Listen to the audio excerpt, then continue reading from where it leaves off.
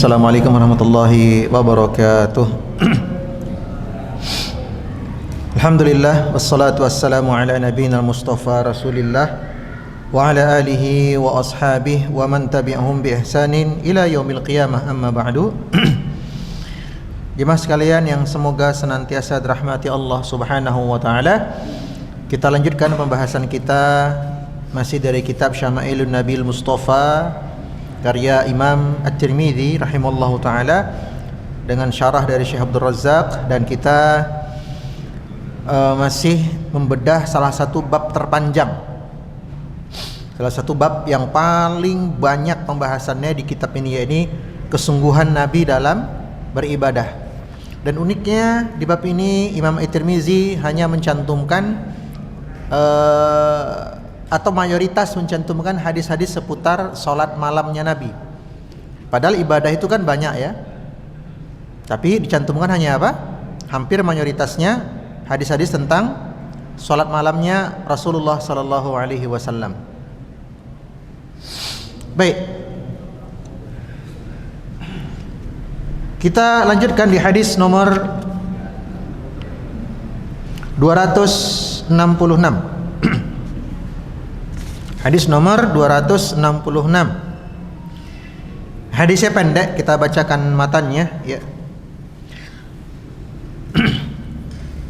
An Abdullah bin Abbas qala, dari Abdullah bin Abbas ia berkata, kana an-nabiyyu yusalli min al-laili 13 raka'atan, bahwa Nabi salat malam itu berjumlah 13 rakaat, berarti tahajud dan witir ya, 13 rakaat.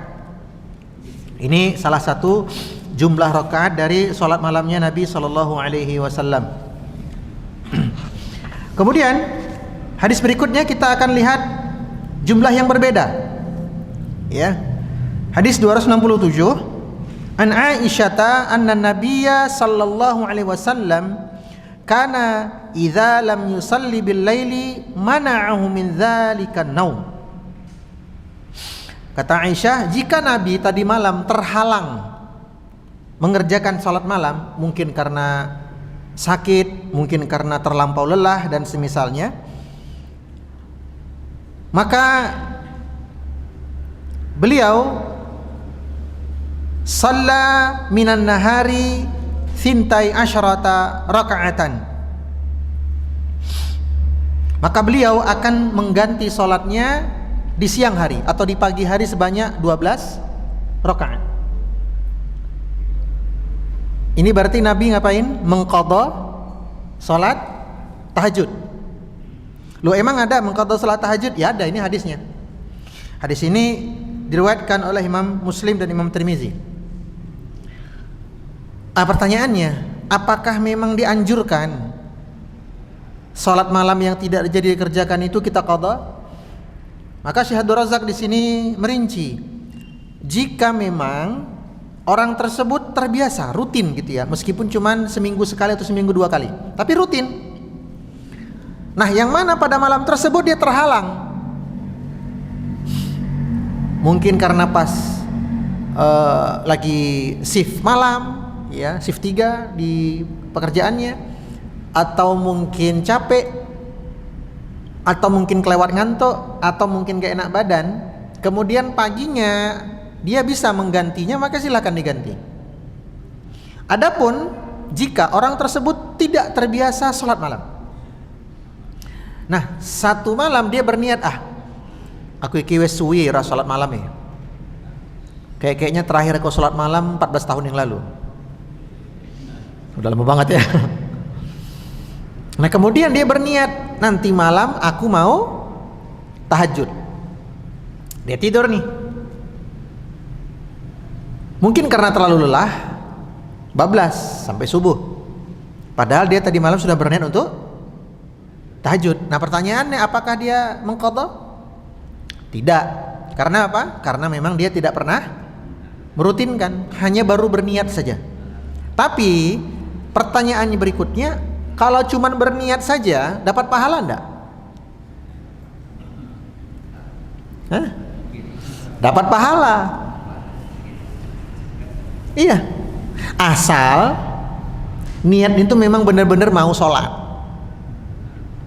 dan ada upaya untuk bangun, pasang alarm, taruh ayam jantan di sebelahnya, oh enggak ya. Ada upaya gitu loh. Nah, ada pun kalau kayaknya nanti malam sholat malam dah, tapi nggak ada upaya, alarm nggak dinyalakan, terus tidurnya kemalaman, ya. Nah, ini apa namanya, niatan namanya, nggak dapat pahala. Ya, niatnya harus serius dulu. Nah, pertanyaan berikutnya, kalau berniat sudah serius, sungguh-sungguh, segala upaya dilakukan, namun qadarullah, karena kelewat ngantuk, capek dari pagi sampai sore, kemudian masih ada lemburan lagi, atau pas lagi anak sedang gak enak badan, jadi harus digendong-gendong baru bisa tidur jam 11:30. Dia sudah niat sungguh-sungguh. Kemudian qadarullah kebablasan sampai subuh. Apakah dapat pahala sempurna? Tentang hal ini kita bertolak dari hadis Nabi sallallahu alaihi wasallam. Innamal a'malu binniyati. Sah tidaknya amal itu faktor niat. Wa innamal likulli imri'in ma nawa. Dan pahala yang didapatkan seseorang sesuai kualitas niatnya. Nah, ini. Sesuai kualitas niatnya. Jika niatnya betul-betul tulus, betul-betul sungguh-sungguh bertekad kuat, dan ada upaya maksimal untuk mencapai niat tersebut, untuk mewujudkan niat tersebut, namun qadarullah terhalang, maka dia dapat pahala yang sempurna.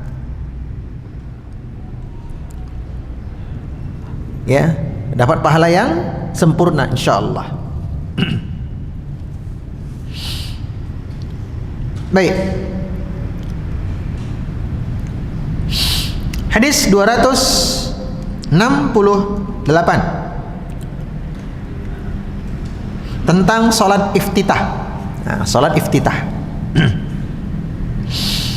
An Muhammad bin Sirin, dari Muhammad bin Sirin, ini tabi'in senior. Ya, Muhammad bin Sirin ini tabi'in senior. An Abi Hurairah, dari sahabat Abu Hurairah. Ini apa namanya, Muhammad bin Sirin termasuk tabi'in senior yang berguru langsung kepada para sahabat dan meriwayatkan langsung hadis-hadis dari para sahabat, di antaranya Abu Hurairah. Apa kata Abu Hurairah? Ani Nabi sallallahu alaihi wasallam, dari Nabi sallallahu alaihi wasallam, qala, beliau bersabda, "Idza qama ahadukum minal laili," apabila salah seorang di antara kalian mau mengerjakan salat malam, falyaftatih salatu bi rak'ataini khafifataini, maka hendaklah dia memulainya dengan salat 2 rakaat ringan. Nah, di sini katakan apa? Falyaftatih, bukalah dengan salatahu, salatnya itu, bi rak'ataini khafifataini, dengan apa? 2 rakaat yang ringan. Nah, hadis ini seolah-olah Nabi mengkhususkan adanya salat iftitah. Nah, adanya salat iftitah. Pertanyaannya, apakah memang hadis ini merujuk kepada salat tertentu, atau sebenarnya dia termasuk rangkaian dari salat malam itu? Maka wallahu alam, yang lebih rajih menurut kami, yang dimaksud Nabi membuka dengan 2 rakaat ringan ini ya termasuk bagian dari salat tahajud. Dia bukan salat yang berdiri sendiri, bukan. Ya, bukan salat yang berdiri sendiri, tapi dia bagian dari tahajud itu juga. Jadi kalau misalnya mengerjakan tahajudnya 8 rakaat, maka 2 rakaat pertama ini yang ringan saja. Untuk apa? Ya kalau bahasa olahraganya warming up. Ngapa nih kok? Pemanasan dulu. Ya, biar badan, kaki, otot itu hangat dulu. Iya, jadi nggak langsung kaget rakaat pertama langsung Al-Baqarah misalnya. Ya. 2 ayat. Jadi yang pendek dulu. Nah, ini menurut kami yang lebih rajih bahwa 2 rakaat ini maksud Nabi ini bukan salat yang berdiri sendiri, tapi termasuk bagian dari tahajud itu juga. Khair. Kita lanjut hadis 269. Nah, ini tentang tata caranya. Ya, tata cara Nabi sholat malam itu bagaimana rangkaian-rangkaian. Kalau tadi kan cuma jumlah rakaat.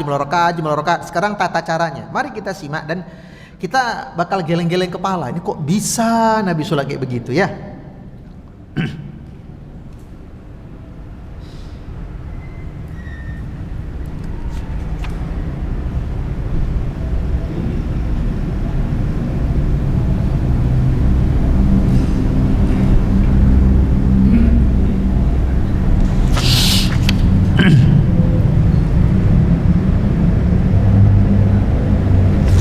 Baik. Hadis ini diriwayatkan oleh sahabat Zaid bin Khalid Al-Juhani. Dia berkata, "La armuqanna salatan nabi fatawassattu atabatah." Aku pernah kepengen banget melihat langsung gimana sih sholat malamnya Nabi. Maka fatawassattu atabatah. Aku sengaja mendekat ke pintu tenda beliau. Berarti ini safar ya, safar ringan. Mendekat ke tenda Nabi. Fasalla Rasulullah sallallahu alaihi wasallam raka'ataini khafifataini. Kita hitung ya. Maka di awal-awal Nabi mengerjakan salat 2 rakaat yang ringan. Sudah 2. Thumma shalla rak'ataini, 2 lagi.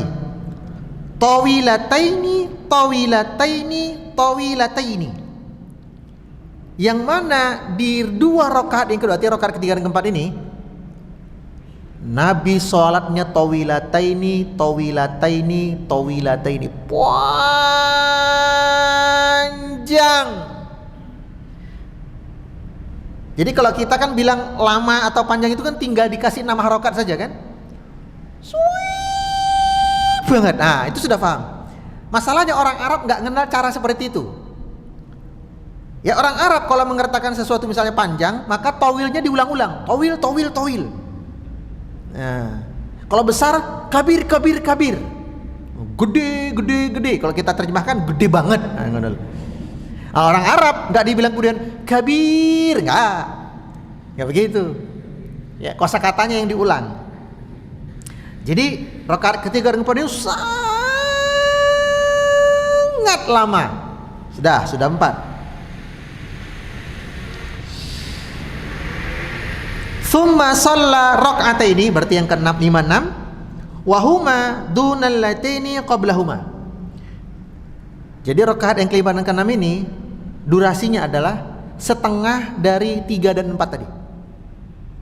Setengahnya dari 3 dan 4. Sudah 6 ya. Kemudian tsumma shalla rak'ataini, berarti yang ke-7 dan ke-8. Wa huma dunal lataini qablahuma. Setengah dari 2 rakaat sebelumnya. Berarti rakaat ke-7 dan ke-8 setengah dari 5 dan 6. Lanjut. Tsumma shalla rak'ataini wa huma dunal lati qablahuma. Berarti 9 dan 10. Lebih ringkas setengah dari 7 dan 8. Berarti sudah 10.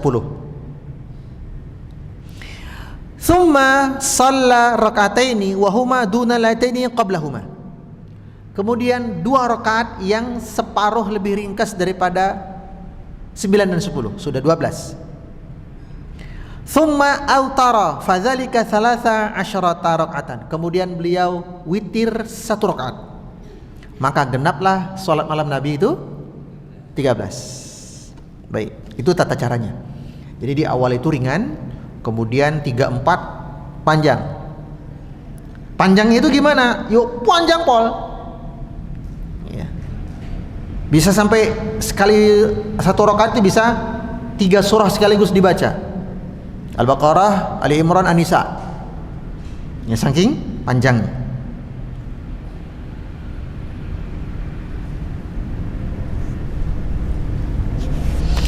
Baik, berikutnya hadis 270.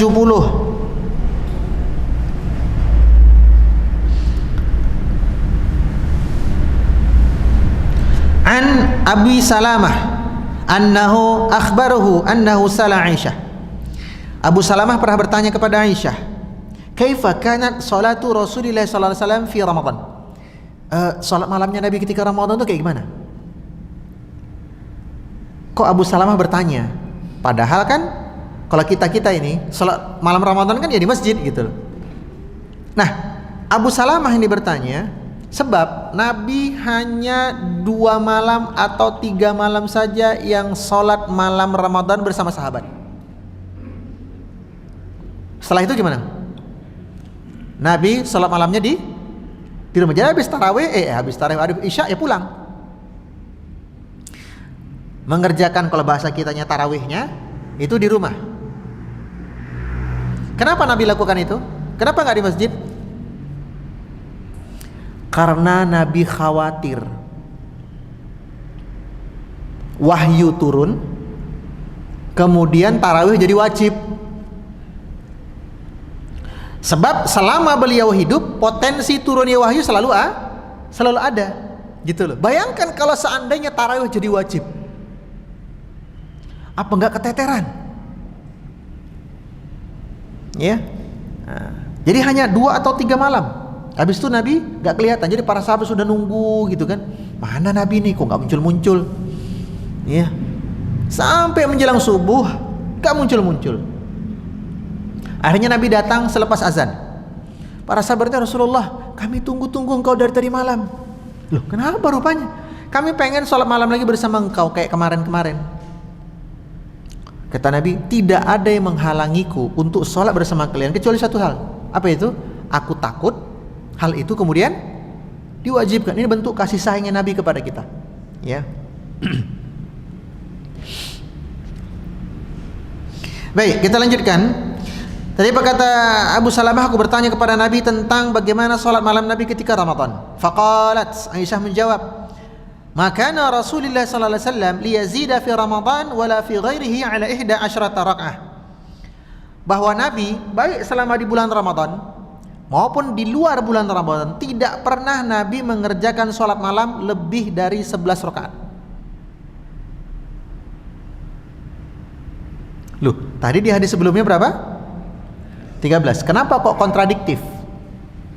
Padahal hadisnya sama-sama dari Aisyah.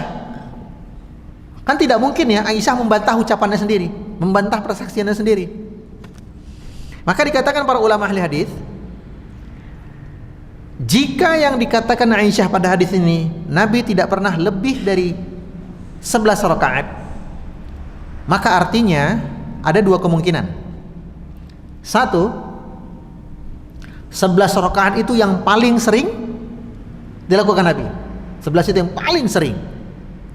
Atau kemungkinan yang kedua, ketika Aisyah berkata 11, berarti Aisyah tidak menghitung 2 rakaat pertama, yang kebanyakan disebut apa, sholat iftitah. Jadi nggak Aisyah hitung, ya. Baik, jadi tidak ada kontradiktif sebenarnya ya. Bisa kita gabungkan 2 hadis ini. Sebab pada prinsipnya dalam ilmu usulul hadis, jika ada 2 hadis yang sepertinya bertentangan dan sama-sama sahih, maka yang bisa kita upayakan adalah mencari titik temu. Ya, mencari titik temunya. Bagaimana tata caranya? Nah, ini. Yusalli arba'an. Nabi sholatnya itu 4 rakaat. Nah, ini jadi dalil. Artinya tarawih itu boleh 2, boleh 4. Ya, sama saja. Dan ini sering menjadi pertanyaan gitu, Ustaz, tarawih itu yang benar 4 atau 2 sih? Saya katakan ya dua-duanya benar, wong masing-masing ada dalilnya kok, sahih lagi kan. Terus yang nggak benar yang mana? Yang nggak sholat, wes. Lah iya tak?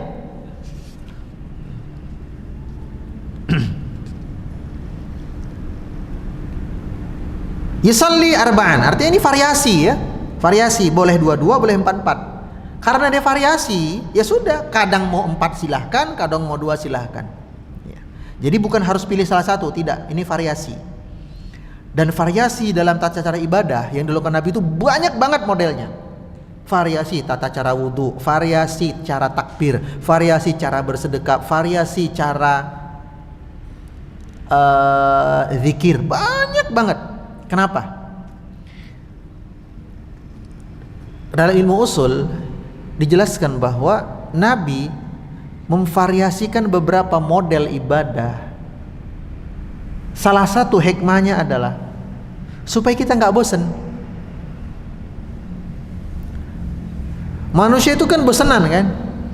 Nah kalau kita faham variasi-variasi ibadah Nabi, kita tinggal ganti-ganti. Nanti yang sholat ini aku gaya takbirnya seperti inilah.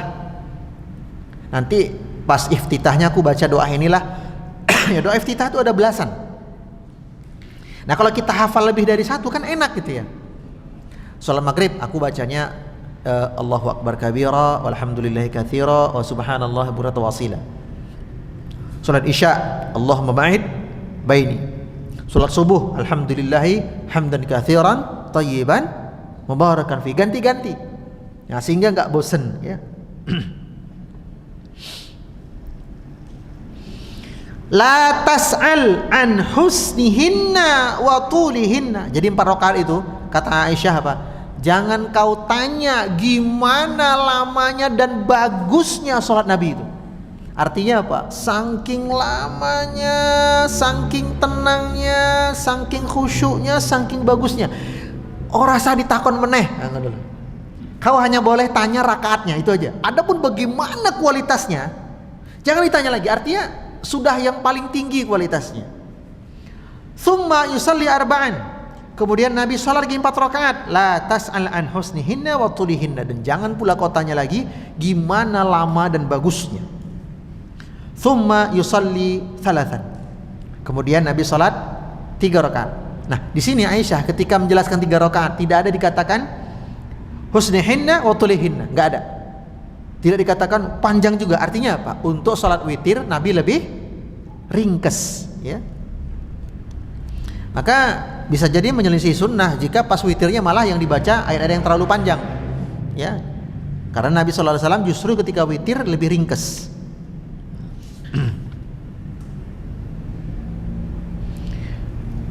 Qultu ya Rasulullah, kemudian aku bertanya, wahai Rasulullah, atanamu qabla an tutira? Apakah engkau tidur dulu sebelum mengerjakan witir?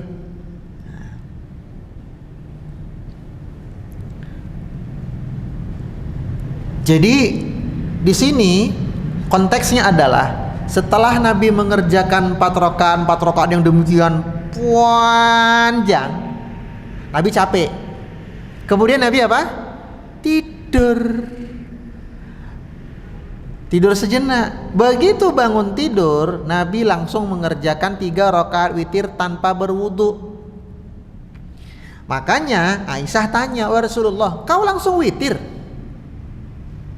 Meskipun di kalimat hadisnya kalimatnya nggak begitu. Di hadisnya kan begini, apakah engkau tidur? Kau kan tadi tidur wahai Nabi sebelum mengerjakan witir, gitu. Seolah-olah Aisyah heran, wahai Nabi, engkau kan tidur sebelum witir, kok langsung sholat nggak berwudu? Apa jawaban Nabi? Ya Aisyah, wahai Aisyah, inna ainayya tanaman wala yanamu qalbi. Wahai Aisyah, ketahuilah, meskipun mataku tertidur, tapi hatiku tidak tertidur. Dan hal ini berlaku untuk semua nabi dan rasul. Sebagai salah satu bentuk penjagaan Allah, nabi dan rasul itu meskipun mata mereka tidur, hati mereka tidak tidur. Kenapa? Karena dalam banyak kasus wahyu itu turun ketika Nabi sedang tidur. Contoh Nabi Ibrahim, turun wahyu menyembelih Ismail ketika Nabi Ibrahim sedang tidur. Contohnya lagi, Nabi Muhammad SAW turun wahyu ketika sedang tidur apa? Tentang calon istri beliau berikutnya, yaitu Aisyah. Ya, tapi ingat ini khusus Nabi loh, Pak. Jenengan, "Oh, Bu, tadi malah aku mimpi. Ngopo rabi karo yu kono?" Ketoke iki tenan iki. Tidur di teras jenengan kok malah. Atau bisa kita bawa kepada makna yang lain, bahwa tidurnya Nabi pada waktu itu tidur ringan atau tidur khafi. Ya, sebab tidur itu kan dua kondisi ya. Pertama tidur khafi, tidur yang ringan, yang kedua tidur jali, tidur yang berat. Untuk tidur yang khafi, tidur yang ringan, ini tidak membatalkan wudu. Contohnya apa? Ketiduran ketika mendengarkan khutbah Jumat. Ya, karena masih mendengar sayup-sayup khotibnya itu. Ya, mantuk-mantuk padahal tidur. Mantuk tidur. Ini kan tidurnya sayup-sayup masih dengar. Dan ketika qomat dia bangun. Bahkan ketika khotib berkata, "Aku qouli hadza fastaghfirullah wa innahu ghafurur rahim." Berhenti kan? Duduk khutbah kedua. Dia tahu, oh ini sudah berhenti. Terus khotib naik lagi mimbar, berdiri lagi, alhamdulillah hamdan katsiran, dia tidur lagi. Tapi masih mantuk. Kemudian khotib berdoa, walhamdulillahi rabbil alamin, aqimus shalah. Ya, salat. Allahu akbar, dia balik. Nah ini. Kalau seperti ini enggak usah wudu. Adapun tidur yang kedua, tidur jali, ini tidur yang berat. Ini tidur yang tidak lagi mendengar sayup-sayup, bahkan gempa pun tak bangun dia.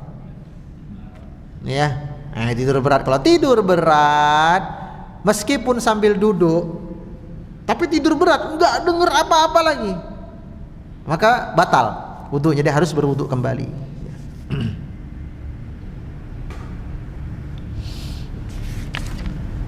Hadis 271.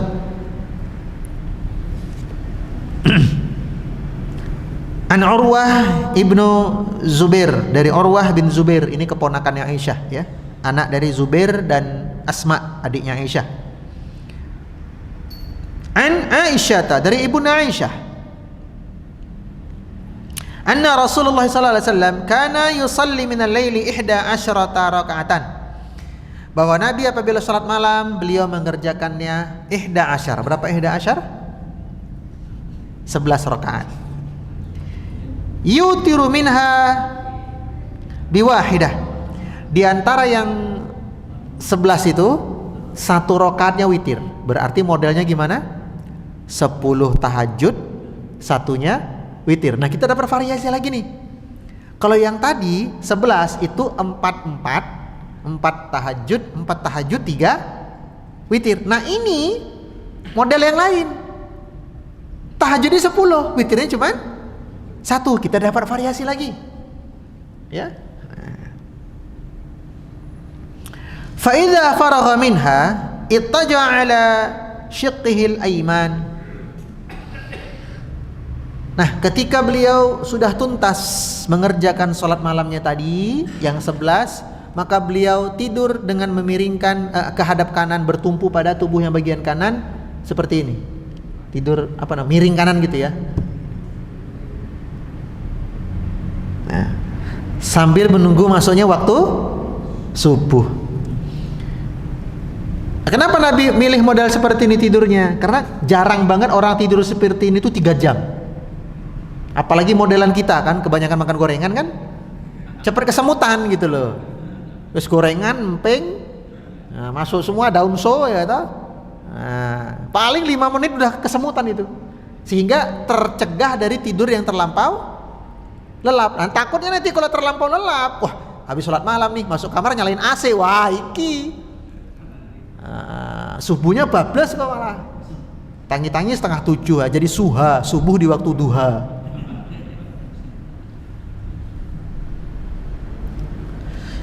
Ya, begitu ya. Hadis 272 sama dengan 271, tidak saya bacakan ya, mirip, cuma beda riwayat saja.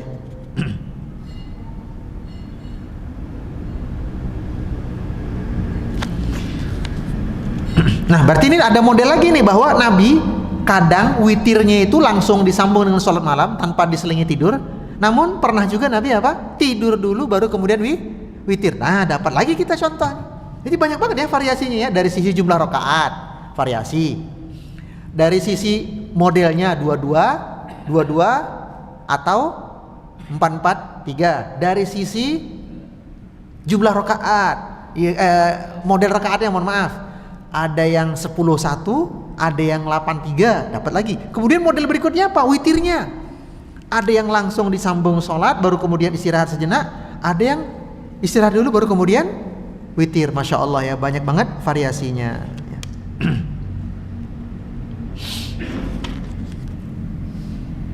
Baik, variasi berikutnya nih. Hadis 273 dan 274 mirip hadisnya, hanya berbeda riwayat saja. An Aswad Al-Ansi, dari sahabat Aswad Al-Ansi, an Aisyah, dari Ibunda Aisyah, qalat, ia berkata, kana Rasulullah sallallahu alaihi wasallam yusalli minal laili tis'a raka'atin. Nabi itu kalau salat malam cuman 9 rakaat. Berarti kurang dari 11 kan? 9. Nah, ini dapat lagi nih model yang kelima. Cuman 9 rakaat saja, ya.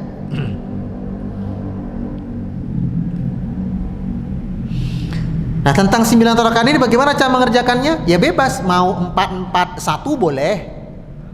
Nah, mau 2-2-2-2-1 boleh. Mau 2-2-2-3 boleh. Ya. Nah, bebas.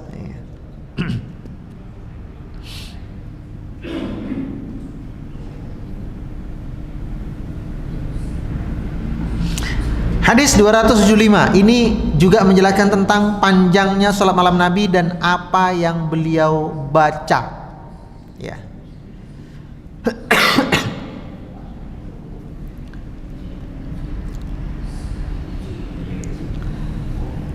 An Hudzaifah ibn al-Yaman, dari sahabat Hudzaifah bin Yaman, bin Al-Yaman, mohon maaf ya, bukan Yaman tapi bin Al-Yaman, nama bapaknya Al-Yaman, gugur ketika perang Uhud bapaknya ini.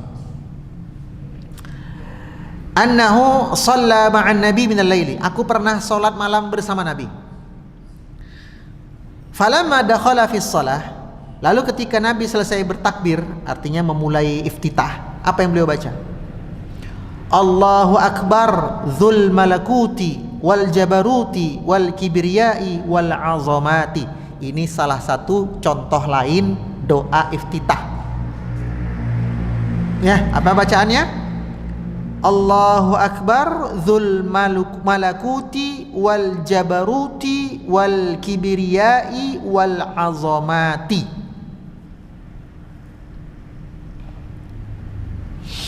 Apa maknanya? Allahu Akbar berarti Allah Maha Besar. Ini Allahu Akbar ini bukan takbiratul ihramnya ya, tapi rangkaian iftitah. Jadi kalau saya contohkan begini, Allahu Akbar, Allahu Akbar, dzul malakuti wal jabaruti wal kibriyai wal azamati. Ya, jadi dia bukan bagian dari takbir, bukan, dia bagian dari iftitah Allahu Akbarnya di sini. Allahu Akbar, Allah Maha Besar. Dzul malakuti, pemilik segala kerajaan. Wal jabaruti, pemilik segala kekuasaan. Wal kibriyai, pemilik segala kesombongan. Allah berhak sombong, Bapak Ibu? Hah? Allah berhak sombong? Berhak enggak? Berhak dong. Kenapa Allah berhak sombong? Ya karena tidak ada yang setara, apalagi lebih tinggi dari Allah. Dan kesombongan itu miliknya Allah, jubahnya Allah dalam tanda kutip. Selain Allah tak boleh sombong. Adapun Allah sombong, ya wajar no. Semua makhluk ciptaannya, semuanya, baik yang ada di dalam langit semuanya, apa yang ada di antara langit dan bumi, semuanya berada di genggaman Allah. Semua di bawah pengawasan Allah, bergerak atas kehendak Allah, diciptakan atas kehendak Allah. Allah yang menentukan hidupnya, matinya makhluk-makhluk tersebut. Allah pula yang menentukan bagaimana bentuknya, warnanya, di mana diletakkan.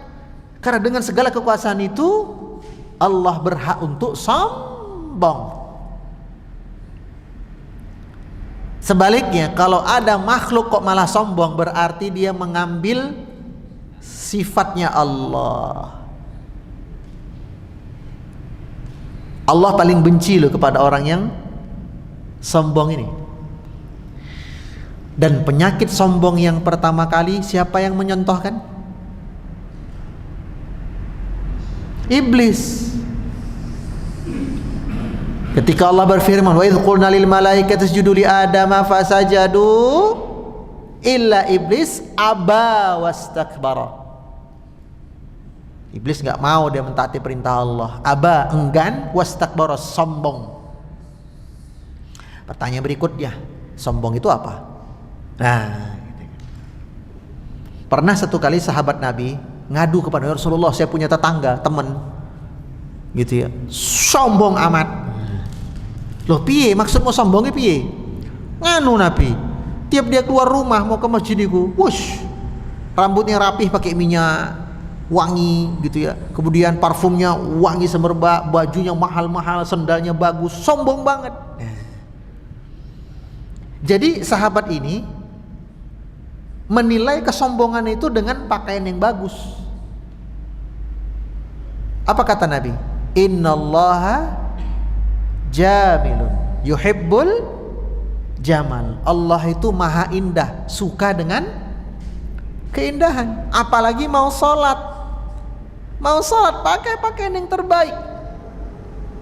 Nah, lalu Nabi jelaskan apa itu sombong. Al-kibru, yang dinamakan sombong itu adalah batarul haqqi wa ghamtun nasi, menolak kebenaran padahal sudah jelas kebenaran disampaikan itu kepadanya, dalil sudah sampai kepadanya, hujah sudah tegak kepadanya, tapi dia tolak, makanya dikatakan sombong. Jadi sombong itu menolak kebenaran.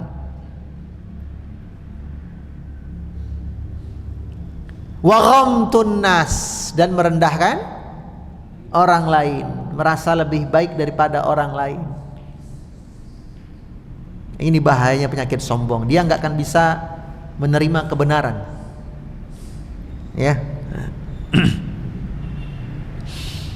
Wal azamati, dan pemilik segala kemuliaan. Setelah membaca iftitah, lalu membaca Al-Fatihah, kata Aisyah apa? Tsumma qara'al baqarata. Lalu di rakaat pertama Nabi membaca surat Al-Baqarah. Gimana itu? Rakaat pertama apa? Al-Baqarah. Tsumma raka'ata ruku'ahu nahwan min qiyamihi. Lalu Nabi ruku, dan lama rukunya itu seperti berdirinya. Jenengan pernah nggak khatam sekali duduk Al-Baqarah? 2,5 juz, itu 1 jam. Kalau bacanya, baca yang lancar gitu. Alif lam mim dzalikal kitabul la raiba fihi hudal lil muttaqin. Nah, itu bisa 1 jam. Tapi kalau yang mode slow, alif lam mim, nah itu bisa 1,5 jam, hampir 2 jam malah. Anggap aja 1,5 jam Nabi berdiri membaca Al-Baqarah. Kata Aisyah apa? Rukuknya sama lamanya dengan berdiri. Masya Allah. Gimana itu?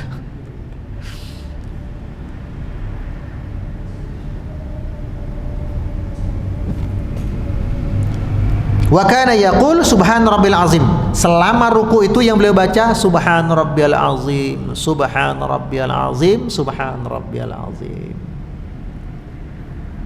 Ya, untuk bagaimana kelanjutan hadis ini insyaallah kita bahas pada pertemuan yang akan datang ya. Kita tandai hadis nomor 275 tentang lama dan apa yang Nabi baca ketika salat malamnya. Subhanakallahumma wa bihamdika asyhadu an la ilaha illa anta astaghfiruka wa atubu ilaik. Wassalamualaikum warahmatullahi wabarakatuh.